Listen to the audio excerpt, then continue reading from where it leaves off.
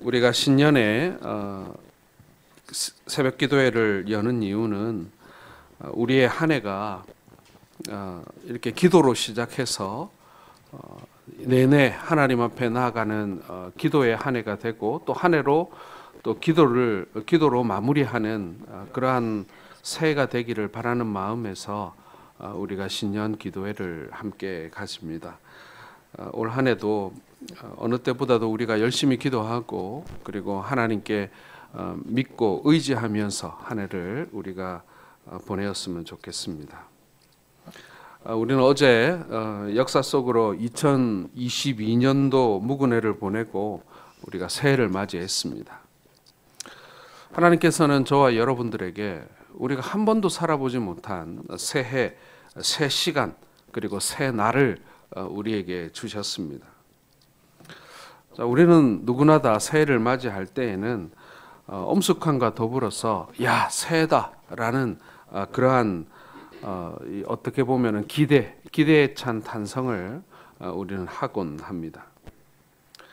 새해는 마치 누구도 한 번도 걸어보지 못한 하얀 그 눈밭을 걷는 듯한 그런 느낌을 많이 받습니다. 늘 사람들이 다니던 길인데도 말이죠. 눈이 소복히 내리고 나면 그 길을 이렇게 처음 밟을 때의 느낌, 설레임 그런 거 있지 않습니까? 괜히 그 똑바로 가면 될 텐데 이렇게 눈이 쌓여 있으면 아무도 안 밟아본 그 옆길로 한번 걸어보고 막 우리의 마음이 그렇지 않습니까? 그게 저는 새해를 시작하는 우리의 마음이지 않은가 그런 생각을 해봅니다. 하얀 눈 덮인 덜판을 걸어갈 때 얼마나 기분이 설레고 상쾌한지 모릅니다. 그리고 그 하얀 벌판 위에 성큼성큼 나의 발자국을 남기며 걸을 때 어떻게 보면은 그 세상이 다 내 세상인 것 같고 그런 마음이 듭니다. 새해는 꼭 그런 마음이 우리에게 들지요. 그리고 또 하나는 저는 어린 시절 종이가 흔하지 않은 시절에 하얀 흰 도화지를 받아들고 거기에다가 무언가 처음 그림을 그릴 때의 그 마음, 저는 그것이 또한 새해를 맞이하는 마음이 아닌가 이런 생각을 합니다. 우리는 한 번도 살아보지 못한 새 시간 그리고 새로운 날들을 하나님께 부여받고 마치 흰 눈 위를 걸어가듯이 이제 새 발자국을 찍어가게 될 텐데요. 우리가 새해가 시작되면 무언가 다시 시작할 수 있을 것 같은 그러한 마음의 그런 동기도 부여가 되고 그리고 그러한 기대도 우리는 가지곤 합니다. 자, 그렇다면 우리에게 주어진 하나님이 우리에게 주신 이 새 날과 새 시간을 우리는 어떻게 살아야만 하는 것일까요? 저는 세상을 살아오면서 어릴 때 꿈많고 구김살없고 천진스럽게 뛰어놀던 그 시절이 그리워지기도 하고 또 한편으로는 그때의 모습을 생각하면 지금의 나의 모습이 실망스럽기도 합니다. 여러분은 그렇지 않습니까? 어릴 때 비하면 우리가 얼마나 불순해졌는지 그 순수함과 천진함과 정직함과 그 단순함이 지금은 많이 사라졌다 이런 생각을 하게 되어집니다. 나이가 들면 들수록 세상을 살아가는 처세는 늘고 지혜도 늘어갈지는 모르지만 그러나 나의 속마음, 속생각의 그 순수함들은 점점 상실되어 간다라는 생각이 듭니다. 사랑하는 성도 여러분, 우리에게 주어진 이 새해는요, 첫 번째로 우리의 순수함과 단순함으로 우리가 새해가 시작되었으면 좋겠습니다. 지난해의 복잡한 일과 힘들었던 사건에서 우리가 이제 떠나야 하지 않겠습니까? 지나간 시간은 되돌아오지 않습니다. 중요한 것은 우리가 앞으로 살아내야 할 시간입니다. 인생의 연륜이 지나다 보니 우리가 얼마나 영악해졌는지 모릅니다. 약삭 빠르고 눈치 빠르고 능글능글해졌습니다. 세상 일에 찌들고 팍팍해졌습니다. 어릴 때 가졌던 그 순수함이 많이 사라져 버렸습니다. 우리는 세상 일에만 너무 지혜로워진 것 아닙니까? 우리가 이제 하나님 앞에 정직함과 순수함으로 우리가 서야 할 때라고 생각을 합니다. 오늘 본문 예레미야 5장 21절에 보게 되면 여호와여 우리를 주께로 돌이키소서 그리하시면 우리가 주께로 돌아가겠사오니 우리의 날들을 다시 새롭게 하사 옛적 같게 하옵소서라고 말씀했습니다. 오늘 이 말씀을 다른 번역, 새 번역 성경에 보면 우리의 날을 다시 새롭게 하셔서 옛날과 같게 하여 주옵시오라고 되어 있습니다. 여러분, 새롭게 되는 것이 옛날과 같게 되는 것이라는 말은 무슨 의미를 가지고 있겠습니까? 우리가 옛날에 했던 그대로 돌아가는 것이 우리의 순수함으로 돌아가는 것인가? 여기서 말하는 옛날은요, 적어도 지금보다는 덜 뺀질뺀질하고 더 능글능글 맞고 덜 타락했던 그 모습, 그 어릴 때의 그 순수함과 천진스러움으로 돌아가라라는 그런 뜻입니다. 우리가 옛날에 신앙생활 했고 옛날에 우리가 섬겼던 그 모습, 그 스타일로 돌아가자, 그런 뜻이 아니라는 것입니다. 우리의 옛날은 타락했다가 돌아온 탕자의 옛날이 아니라 지금보다 더 순수하고 깨끗했던 어릴 때의 그 옛날이다라는 것입니다. 예수님께서는 마태복음 18장 3절에 너희가 돌이켜 어린아이와 같이 되지 아니하면 결단코 천국에 들어가지 못하리라 이렇게 말씀하지 않으셨습니까?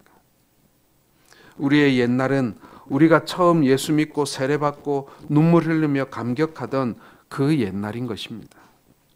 우리의 옛날은 교회에서 처음 직분 받고 주님을 위해 충성하리라고 그 마음 먹었던 그 옛날의 그 마음인 것입니다. 그때의 첫사랑의 열심이었던 것이죠. 우리 요한계시록 2장 4절에서 5절 말씀을 같이 읽어보겠습니다. 시작. 그러나 너를 책망할 것이 있나니 너의 처음 사랑이 버렸느니라. 그러므로 어디서 떨어졌는지를 생각하고 회개하여 처음 행위를 가지라. 만일 그리하지 아니하고 회개하지 아니하면 내가 내게 가서 내 촛대를 그 자리에서 옮기리라. 여러분, 그렇습니다. 우리가 이제 새해와 더불어서 우리가 회복해야 할 것은 우리가 처음 가졌던 그 믿음의 순수함입니다. 처음 믿었을 때의 그 초심으로 우리가 돌아가야 합니다. 직분 받았을 때의 그 감격으로 우리가 돌아가야 합니다. 과거에 우리가 해왔던 잘하던 일들을 답습하자는 것이 아닙니다. 우리의 마음의 자세, 우리의 신앙의 자세, 그 모습이 우리의 지금보다는 좀 더 순수하고 정직하고 그리고 천진해야 한다, 단순해야 한다, 그것을 말씀하고 있는 것입니다. 두 번째로 여러분, 새해는 처음 주님 앞에 섰을 때의 감격으로 돌아가기를 원합니다. 오늘 본문에가 5장 21절에 여호와여 우리를 주께로 돌이키소서라는 말씀이 나옵니다. 이것은 예레미야의 탄식입니다. 이것은 단순한 복고가 아닙니다. 하나님은 과거와 미래가 따로 없는 분 아닙니까? 우리 주님은 실상 예나 지금이나 동일하십니다. 그리고 영원히 동일하신 분이십니다. 주님은 과거이자 곧 현재이고 또한 미래입니다. 그렇기 때문에 주님께로 돌아가서 주님과 함께 걷는 길은 참으로 복된 길이라고 할 수 있습니다. 언제나 현재적인 싱싱한 길입니다. 성경은 고린도후서 5장 17절에 이렇게 선언해주고 있지 않습니까? 같이 읽겠습니다. 그런즉 누구든지 그리스도 안에 있으면 새로운 피조물이라 이전 것은 지나갔으니 보라 새 것이 되었도다. 여러분, 여기서 새 것은요, 그리스도 안에 있을 때를 말하는 거예요. 그리고 여기서 말하는 새해는요, 새 것은 그리스도와 함께 있을 때입니다. 그리고 그리스도와 더불어 죽고 살 때를 말하는 거예요. 그게 새 것입니다. 베드로는 실패했지만 부활 후에 갈릴리 바다로 찾아오신 주님을 만났을 때, 주님 앞에 섰을 때 다시 그 새 것을 경험하게 됩니다. 진정한 우리의 승리의 삶, 그것은요, 세상의 실패의 자리에서 주님께로 돌이킬 때 이루어지는 것입니다. 사랑하는 우리 성도 여러분, 지난해 우리가 영적으로 혹은 신앙적으로 실패했던 자리가 있었다면 거기에서 이제 돌아오시기를 바랍니다. 그리고 주님 앞에 서시기를 바랍니다. 하나님께서 우리에게 새 날을 주셨습니다. 우리가 지난해 가지고 있었던 교만과 탐욕에서 돌아와 주님 앞에 다시 서야 합니다. 주님은 마태복음 11장 28절에 수고하고 무거운 짐진 자들아 다 내게로 오라 내가 너희를 쉬게 하리라고 말씀하고 계십니다. 이것은요 다 지쳤으니까 다시 돌아와서 새 힘을 얻으라는 말도 되지만요, 이것은 지난 시절에 우리의 실패를 돌이켜서 이제는 다시는 이제 주님으로부터 멀어지지 아니하고 주님과 동고동락하는 삶을 살 때 우리에게 진정한 새 힘이 공급되어진다, 그런 의미를 가지고 있는 것입니다. 사랑하는 성도 여러분, 우리 주님 안에서 새 힘을 얻고 그리고 새로운 비전을 발견하고 그리고 주님과 더불어서 주님께서 주시는 새 복을 누리시는 우리 모든 성도들 되시기를 주의 이름으로 축원합니다. 마지막으로 여러분, 주님께 돌아가 처음 사랑을 회복하는 자는 언제나 사명의 은혜를 받습니다. 그 사명은 무엇이냐면 화목해 하는 직책입니다. 오늘 고린도후서 5장 19절에도 화목하게 하는 말씀이라고 나옵니다. 주님이 우리에게 부탁하신 것이 바로 이 화목하게 하는 것입니다. 우리가 함께 읽었던 고린도후서 5장 17절에서 19절의 말씀을 보게 되어지면은 이 후반절에 19절 쪽에 보게 되면 우리에게 화목하게 하는 직분을 주셨으니 곧 하나님께서 그리스도 안에 계시사 세상을 자기와 화목하게 하시고 그리고 화목하게 하시는 말씀을 우리에게 부탁하셨다, 이렇게 성경은 기록하고 있습니다. 주님은 화목하게 하시는 주님이십니다. 주님과 우리가 화목해야 하고 성도와 성도가 서로 화목해야 합니다. 뿐만 아니라 우리 그리스도인들은 세상에 평화를 전하는 자들입니다. 어느 때보다도 평화의 복음을 우리가 전하는 그러한 새해가 되었으면 좋겠습니다. 세상이 얼마나 서로 반목하고 분열하고 공격하고 저주하고 그리고 사람들을 갈라놓는지 모릅니다. 마태복음 5장 9절에도 화평케 하는 자는 복이 있나니 그들이 하나님의 아들이라 일컬음을 받을 것임이라, 이렇게 말씀하고 계십니다. 많은 사람들이 정의의 편에 서고 싶어하고 많은 사람들이 옳은 일을 하고 싶어하는 것은 어찌 보면 당연한 일입니다. 그러나 우리 그리스도인들은 이 세상에 웃음과 기쁨과 감사를 전하는 자들입니다. 그리스도 안에 화평을 전하는 자들입니다.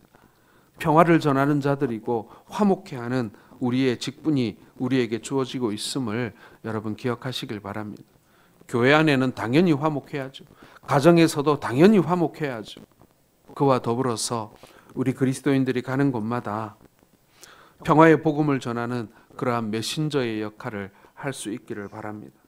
항상 때를 얻든지 못 얻든지 복음을 전하는 그러한 새해가 될 수 있기를 바랍니다.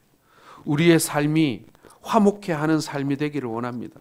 우리가 가는 곳마다 사람들의 다툼이 일어나는 것이 아니라 다툼이 그치게 하시고 우리가 가는 곳마다 예수 그리스도의 복음으로 말미암아 사람들이 서로를 저주하고 미워하고 반목하는 것이 아니라 서로를 더욱더 사랑하고 아끼며 그리고 서로에게 이렇게 곁을 내어주는 그러한 우리의 삶이 될 수 있기를 바랍니다. 이제 새해 첫 이제 한 주간을 시작합니다.